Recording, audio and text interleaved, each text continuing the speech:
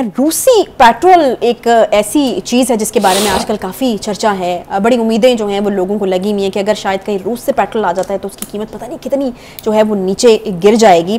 बहरहाल इसमें कितनी सच्चाई है ये जानने की हम कोशिश करते हैं। बुखारी साहब, ये क्या है, रूसी पेट्रोल की क्या कहानी है और ये कितना नीचे आ सकता है? अगर वाकई रूस से हम पेट्रोल लेने की पोजीशन में आ जाते हैं तो ये कितना नीचे आ सकता है? यकीनन पेट्रोल एक ऐसी चीज़ है कि अगर उसके दाम नीचे आते हैं तो यकीनन बाकी जो रोज़मर्रा की अशिया उनके ऊपर बहुत बड़ा फ़र्क पड़ेगा। देखिए, इसकी थोड़ी सी एक इंटरेस्टिंग हिस्ट्री है। ये पहली दफ़ा जिक्र किया था इसका अपने पीटीआई के सरबराह जो हैं उन्होंने, लेकिन वो बगैर किसी ग्राउंड रियलिटी के किया था। उन्होंने सिर्फ खाली जिक्र ही किया था, क्योंकि जब फिर बाद में उनसे रब्ता किया गया, रशिया गए थे। हाँ जी, जब उन्होंने बाकायदा तौर पर रब्ता किया गया उनसे, तो उन्होंने कहा कि जी हमारी तो कोई मुआहदे शुआदे वाली बात, क्या कोई बात ही नहीं हुई थी।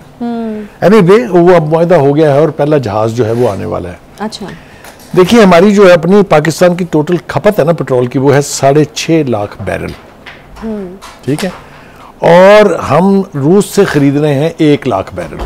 अच्छा, अगर ये साइकिल बन जाता है कि 1 लाख बैरल का जहाज चल पड़ा है, 1 लाख का पहुंच गया है, 1 लाख का रास्ते में है, तो फिर 10 से 15 रुपए फी लीटर पेट्रोल की कीमत नीचे आ जाएगी, इसमें कोई शुबा नहीं है।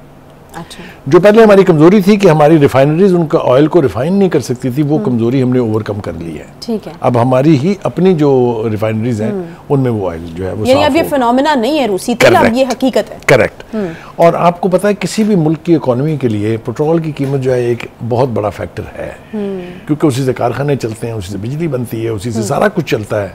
तो पेट्रोलियम गुड्स की कीमत अगर नीचे आएंगी तो यकीनी तौर पे इकोनॉमी के ऊपर उसका पॉजिटिव असर पड़ता है। अच्छा बुखारी साहब, इससे बड़ा फिगर कोट किया जाता है, आपने 10 से 15 कहा है, लोग होपफुल थे कि शायद 100 रुपए तक भी दाम नीचे आ जाए। तो मेरा नहीं ख्याल वो होगा, क्योंकि जो कैलकुलेट किया गया है उसमें इतना बड़ा इम्पैक्ट तो नहीं है। मेरे ये आखिरी लफ्ज नहीं है कि 10-15 का पड़ेगा, मुमकिन है 25 का पड़े, 30 का पड़े, लेकिन 100 का भी नहीं है। उसकी वजह यह है कि इंटरनेशनल मार्केट में ऑयल प्राइसेस फिर ऊपर जा रही हैं। ठीक है, तो हमारी सारी जरूरत तो रूस पूरी नहीं करने जा रहा ना, तो एक पार्ट पोर्शन आएगा उसका। तो बहरहाल उसका जो इम्पैक्ट होगा वो अब इसमें रिफ्लेक्ट करेगा जो बजट हमारा बनने जा रहा है। यहाँ पर मैं ब्रेक में बात कर रहे थे, मरियम औरंगजेब ने बजट की बात की है कि वो कोशिश कर रहे हैं कि एक ऐसा बजट आए जो अवाम दोस्त भी हो और लोगों के ऊपर को बहुत ज्यादा इकोनॉमिक ज़द ना पड़े, यानी कोई तबाही ना हो जाए। तो इसके लिए तो ये मुमकिन कैसे हो पाएगा बुखारी साहब? एक बहुत बड़ा चैलेंज है इस बार। बजट IMF से मुआहदा हो जाता है, तब भी नहीं होता, तब भी देखिए IMF से मुआहदा होने की उम्मीद तो मेरे ख्याल से हर गुजरते दिन के साथ दम तोड़ रही है। अच्छा, सिर्फ कल प्राइम मिनिस्टर साहब ने थोड़े से ऑप्टिमिज्म का मुजाहरा किया था कि जी शायद इस महीने के रवा माह के आखिर तक ये मुआहदा हो जाए। But irrespective of that agreement हो या ना हो, मेरे ख्याल से इसहाक डार साहब ने जो बातें की हैं वो ये है कि जी मुआहदा हो जाए तो ठीक है, थोड़ी सी सूरत हाल बेहतर हो जाएगी, लेकिन अगर नहीं होता मुआहदा तो जीना तो आपने तब भी तो है ना, मुल्क की इकोनॉमी तो चलानी है ना आपने। फिर आपके क्या ऑप्शंस खुलेंगे वो मेरे ख्याल से उसका प्रीमेच्योर है थोड़ा सा उसकी बात करना।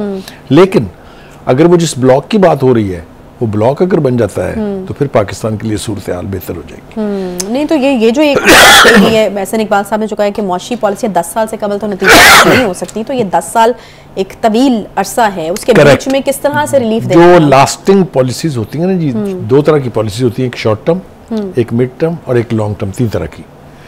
तो जो लॉन्ग टर्म पॉलिसीज होती है ना, जिसके ऊपर बुनियाद होती है पूरे बजट की, वो तो 1 साल उसका असरात नहीं मिलते, वो लगता है इतना अरसा उसमें। अच्छा। लेकिन जो शॉर्ट टर्म और लॉन्ग मिड टर्म जो पॉलिसीज हैं उसका इम्पैक्ट फौरी आ जाता है। तो मेरे ख्याल से ये तीनों का एक कॉम्बिनेशन सा बना के पाकिस्तान की इकोनॉमी को फिर नए सिरे से ट्रैक पे डालने की एक कोशिश होगी। एक्सपर्ट्स की कमी नहीं है, आपको पता है कि हसन इकबाल साहब भी इकोनॉमी के एक्सपर्ट हैं, मुसद्दिक मलिक साहब भी हैं, और फिर खुद वो खुर्रम दस्तगीर साहब, he is also a good hand, and of course Ishaq Dar साहब। और मैं नहीं समझता कि मुफ्ता इस्माइल साहब को इसमें ऑन बोर्ड नहीं रखा जाएगा। वो भी आजकल जो बात कर रहे हैं वो उतनी मुखासमत या गुस्से वाली नहीं है जो चंद हफ्ते पहले वो कर रहे थे। तो all these efforts put together मे भी एक ऐसा बजट हम एक्सपेक्ट कर रहे हैं जिससे अवाम की जिंदगी ज्यादा और अजाब ना बने। और आज जरदारी साहब ने, हम चलते चलते बात कर रहे हैं इसकी, कि जरदारी साहब ने आज एक, बिल्कुल टाइम, हाँ जी, मिसाक मईशत सेमिनार से खिताब किया उन्होंने। 2-3-4 बातें उनकी बहुत कमाल की हैं। नहीं हो सकती। अच्छा, 2-3, एक तो उन्होंने कहा कि महातीर मोहम्मद ने कहा था कि लोगों को पहले अमीर करो फिर उसके ऊपर टैक्स लगाओ। और गैर मुल्की सरमायाकार $1 के बदले 5 लेना चाहता है। सही है, उन्होंने कहा मुझे मौका दें, मेरी पॉलिसियों पे अमल करें तो मुल्क की इकोनॉमी बेहतर हो। चलिए उम्मीद करते हैं कि जो अच्छी पॉलिसीज जिस तरफ से भी दी जा रही हैं उसके ऊपर अमल जो है वो होगा। बहरहाल अवाम के लिए एक उम्मीद जो है वो ये हो सकती है कि इलेक्शन का साल है तो शायद हुकूमत जो है वो सर तोड़ कोशिश करेगी, एडी चोटी का जोर लगाएगी कि अगर हमने इलेक्शन में जाना है तो कुछ रिलीफ जो है वो अवाम के लिए भी दिया जा सके। तो इस सूरत में हो सकता है कि रिलीफ अवाम को मिल जाए।